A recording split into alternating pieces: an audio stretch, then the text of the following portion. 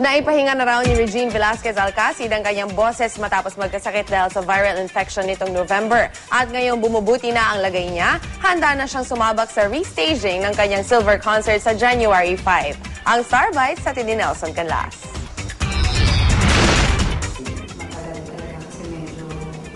Hindi na itinago ni Asia songbird Regine Velasquez na medyo kabado siya sa restaging ng kanyang concert na Silver.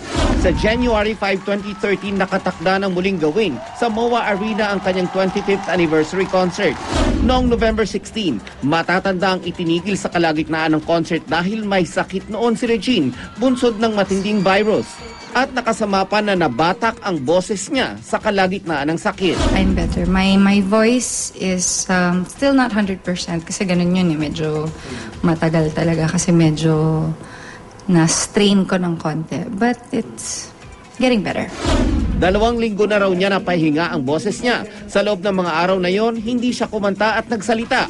Ngayon, handang-handa na raw siya sa muling pagsabak sa entablado sa Enero.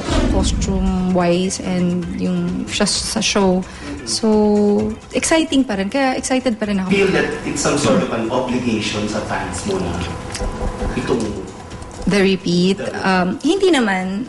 Because I was not naman obligated to do it eh. As a matter of fact, ang dami namang mga nagtutweet na you didn't have to. Parang you didn't have to do the repeat for free for us. Parang ganun. Kasi parang kahit papano nag-enjoy naman daw sila. So I'm really thankful na ganun yung attitude ng audience at ng mga friends. So isa raw sa mga natutunan ni Regine sa gabing yon ay lalo pang pahalagahan ang pagmamahal ng kanyang mga tagahanga na todo suporta may boses man siya o wala. At ito raw ang nagtutulak sa kanya para maging mas inspirado sa muli niyang pagpanik sa entablado sa January 5. Nelson Canlas, GMA News.